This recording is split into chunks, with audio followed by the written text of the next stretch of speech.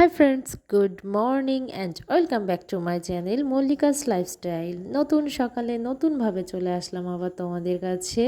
পুরো দিনটা সবাই থেকো কিন্তু আমার সঙ্গে। আর যারা নতুন আছো তারা অবশ্যই সাবস্ক্রাইব করবে চ্যানেলটাকে, আর যারা পুরনো বন্ধুরা আছো আমার, তারা অবশ্যই একটা লাইক কমেন্টস করতে ভুলবে না, কারণ তোমাদের একটা লাইক কমেন্টস আমাকে আবার নতুন নতুন ভিডিও করতে অনুপ্রেরণা যোগায়। তাহলে অবশ্যই লাইক কমেন্টস করবে। সকালবেলাকার কাজগুলো শুরু করে দিলাম। প্রথমে ভাবলাম উঠোনটা ঝাড় দিয়ে দিই, কারণ উঠোনটা ঝাড় দেওয়া হলে বাইরের কাজটা হয়ে যাবে, তাই উঠোনটা ঝাড় দিয়ে দিচ্ছি। এদিকে দেখো আজকে রোদটা দেখো, সকালবেলাতেই এত রোদ দিয়েছে, তার মানে সারাদিনটা না জানি রোদের তাপটা কেমন থাকবে। আর আমাদের বাড়িতে তো বড় কোনো গাছ নেই, তাই ছাদটা পুরো ফাঁকা, তার জন্য ঘরে থাকতে খুব কষ্ট হয় রোদ বেশি দিলে, জানো তো। আর এদিকে দেখো জামা কাপড়গুলো ভাবলাম আগে কেচে নিই, না হলে কী হবে বলো তো, এখনকার রোদের তো কোনো গ্যারান্টি নেই। দেখা যাচ্ছে এত ভালো রোদ, আবার দেখা যাচ্ছে একটু বাদেই বৃষ্টি শুরু হয়ে গেল। তাই আগে জামা কাপড়গুলো কেচে ধুয়ে দিলে, সেগুলো শুকাতে দিয়ে দিলে, তাড়াতাড়ি শুকিয়ে গেলে আমার একটা বড় টেনশন চলে যাবে। তাহলে আর টেনশন থাকবে না জামা কাপড় শুকানোর। যেহেতু বাড়িতে বাচ্চা আছে, সেহেতু তো জামা কাপড় শুকানোর একটা আলাদা টেনশন থাকেই, অনেক জামা কাপড়ই হয়। তো আগে তার জন্য জামা কাপড়গুলো কেচে ধুয়ে নেব, তারপরে অন্য কাজে হাত দেবো। জামা কাপড়গুলো যখন কাচা ধোয়া করি তখন পিছনের কলপাড়টায় চলে আসি। কলপাড় বলতে কলটা বসানো নেই, ট্যাপ বসানো রয়েছে। ভেতরের বাথরুমে আর জামা কাপড় কাচি না, বাইরেই চলে আসি। আর এদিকে দেখো বাবুর খাবার করে নিয়েছি, এবার বাবুকে খাওয়াবো। ও যদিও ঘুমিয়ে আছে, কিন্তু যেহেতু রাতে খেয়ে ঘুমিয়ে আছে, আর সারা রাতে তো কিছু খায় না, এখন তো 8টা বাজতে গেল, তো ভাবলাম কি একটু বোতলে করে দেখি ঘুমের মধ্যে খাইয়ে দিই, যদি একটু খায় দেখি কি করে, চেষ্টা করে তো দেখি। চলো, এদিকে দেখো রোদ, এত ভালো রোদ দেখে ভাবলাম তাহলে বাবুর চাল ডালটা শুকাতে দিয়ে দিই। ওর জন্য শুধু চাল আর মুসুরির ডালটাই একসঙ্গে ধুয়ে দিয়ে শুকাই, আর তেমন কিছু কিছু একটা মেশানো হয় না, কারণ বেশি কিছু মেশালে ওর একটু পেটে প্রবলেম হয়ে যায়। তার জন্য ভাবলাম কি দরকার, যেটা ওর ওর স্যুট খাবে সেটাই করা ভালো।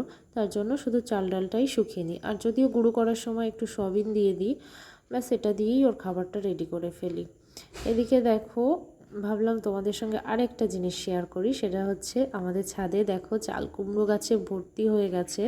আমার বরমশাই লাগিয়েছে চাল কুমড়ো গাছ, লাগিয়েছে যদিও সাইডে নিচে মাটিতে, কিন্তু ওটাকে পুরো মানে ছাদে তুলে দিয়েছে। আর ও যেই দেখছে গাছগুলো বেড়েই যাচ্ছে, তো ও কী করছে, দড়ি বাঁধতে বাঁধতে মানে পুরো ছাদটাই ছেয়ে গেছে। এত চাল কুমড়োর ফুল দেখো, ফুল দেখলেই বুঝবে। আর চাল কুমড়ো হয়েছে প্রচুর, মানে পাড়ার লোকজন, আত্মীয় স্বজন থেকে শুরু করে সবাইকে বিলি করেছি, কিন্তু তারপরেও না চাল কুমড়োগুলো মানে এত চাল কুমড়ো হয়েছে বলতে হয় না হয়তো, কিন্তু প্রচুর চাল কুমড়ো হয়েছে, খেয়েই শেষ করতে পারছিলাম না। যাই হোক দেখো, ভালোই লাগে নিজেদের গাছের চাল কুমড়ো। এরপরে ভাবলাম চলো নিচে চলে যাই, শুধু ছাদে বসে গল্প করলে তো হবে না, আমাদের তো খাবার দাবার রেডি করতে হবে, কারণ এরপরে বড়মশাই ঘুম দিয়ে উঠে বলবে যে খাবার দাও, খিদে পেয়েছে। তো ওদিকে আমি খাবার রেডি করতে চলে গেলাম। দেখো এবার ভাবলাম কি করব সকালের খাবারে, একটা সহজ উপায় খুঁজে পেয়েছি, সেটা হচ্ছে পরোটা। ডিম দিয়ে দেবো, ওর মধ্যে হয়ে যাবে ডিম পরোটা। তা এটা অবশ্য আমার বরের বেশ ভালোই লাগে, তার জন্য একটা সহজ উপায়। এবার রুটি করতে গেলে তার সঙ্গে একটা সবজি করতে হবে, ওটাতে আরও বেশি খাটনি, ওর থেকে সহজ পদ্ধতিতে আর ডিম পরোটা বানিয়ে নিলাম, সেটা আরও সহজ হয়ে গেল। আর ও যেহেতু পছন্দ করে, ও খুশি হয়ে যাবে। আমি তো ডিম পরোটা এভাবেই ভাজি, তোমরা কে কীভাবে ভাজো সেটা আমাকে জানিও, তাহলে আমারও একটু সুবিধা হবে। কারণ হচ্ছে আমি তো ঠিকঠাক নিয়মটা নাও জানতে পারি, তাহলে তোমাদের কাছ থেকে একটু শিখে নেওয়া হবে।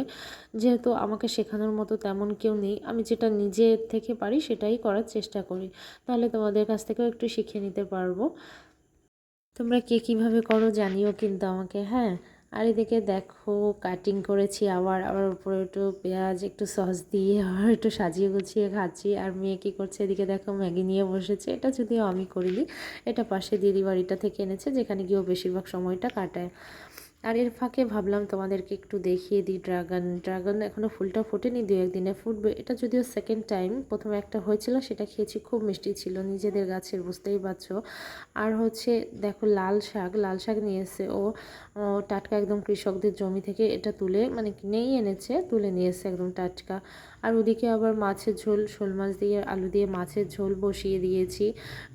আমরা তো শোল মাছটা খুব পছন্দ করি, তোমরা কে খাও আর কে খাও না জানিও। হ্যাঁ, আর মেয়ের জন্য দুটো কই মাছও দিয়ে দিয়েছি। এটা ঝাল ছাড়া করছি, পরে একদম ওর জন্য তুলে তারপরে লাস্টের দিকে আমি ঝালটা দিই, কারণ কি তাহলে একটু সুবিধা হয়, আর আলাদা করে করতে হয় না। তারপর স্নান করে দেখো ঠাকুর পুজো করে নিলাম। ঠাকুর পুজো না করে তো আর দুপুরে খাবারটা খাবো না, যদি প্রতিদিন সম্ভব হয় না সকালবেলায় পুজো করা আমার। এটা জানোই, আমি বাচ্চা নিয়ে একা একা সামলানোটা সম্ভব হয় না, চেষ্টা করি যেদিন সম্ভব হয় সেদিন করি। আর এদিকে ঘুম থেকে উঠেই মেয়ে আমাকে টানতে টানতে নিয়ে যাচ্ছে, দেখো এবারও একটু হাঁটতে বেরোবে, আর আমি যেতে চাইছি না জন্য আমাকে টানতে টানতে নিয়ে যাচ্ছে। এরপরে দেখছে রাস্তাতে কেউ নেই, তাই গিয়ে কী করবে, দাঁড়িয়ে একটু কলার পাতা ছিঁড়ছে, এটা ওটা করছে। তারপরে তার কোনো দিশা না পেয়ে কী করবে, ওর যে পি বাড়ি মানে ওই দিদি বাড়িটার দিকেই যাচ্ছে। এরপরে দেখো বরমশাই বিকেলবেলা আমাকে বললো চলো তোমাকে একটু ঘুরিয়ে নিয়ে আসি। বিকেল নয়, যদিও ওটা সন্ধে হয়ে গেছিলো। তারপরে বললাম যে আচ্ছা ঠিক আছে চলো, ঘোরার কথা শুনে কি আমি আর থাকতে পারি। হ্যাঁ, মেয়েকে আনিনি, তার কারণ আমাদের প্ল্যানিং আগে থেকে ছিল না, হঠাৎই প্ল্যানিংটা হলো। তারপর আবার দেখলাম বাইরে একটু ঠান্ডা হাওয়া বলছে, তো থাক দরকার নেই বাবা, বাচ্চা মানুষ শরীর খারাপ হবে, তাহলে ওকেও দিদি বাড়িটায় রেখে এসেছি। আর এদিকে দেখো নিয়েছি পাপড়ি চাট, রাজস্থানি পাপড়ি চাট নিয়েছি। এই দোকানটা নাকি খুব স্পেশালভাবে বানানো হয়, সেটা শুনেই এসেছি। সত্যিই দারুণ ছিল গো, আর সাইজগুলো এত সুন্দর, কোয়ালিটিটাও খুব ভালো ছিল, প্রত্যেকটা জিনিসের কোয়ালিটি ভীষণ সুন্দর। আর এত বড় বড় সাইজে দিয়েছে যে আমি প্রথমে তুলতেই পারছিলাম না চামচে। তারপরে বর বললো তুমি আগে একটু টেস্ট করো তো, সবাই তো এত ভালো বলে। হ্যাঁ, দারুণ ছিল।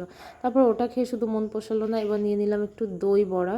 আর দই বড়াটা তো ইয়াম্মি, দেখো তোমাদেরকে দেখাচ্ছি, খাওয়ানোটা হয়তো দেখানো হয়নি, কিন্তু দেখো জাস্ট দেখলেই বুঝতে পারবে। দেখো জাস্ট ইয়াম্মি, প্রত্যেকটা জিনিসের কোয়ালিটি সুন্দর।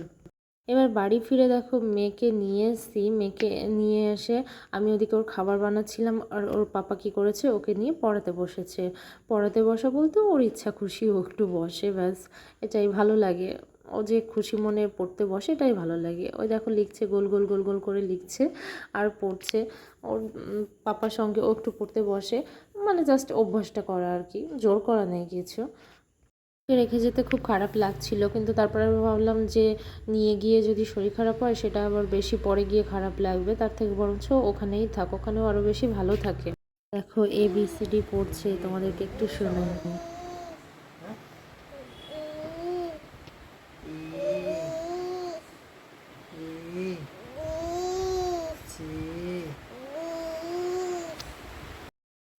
সোনা পড়ছে, আর পড়ার থেকে দেখো দুষ্টুমি এখন, দেখো খাতা ছিঁড়ছে।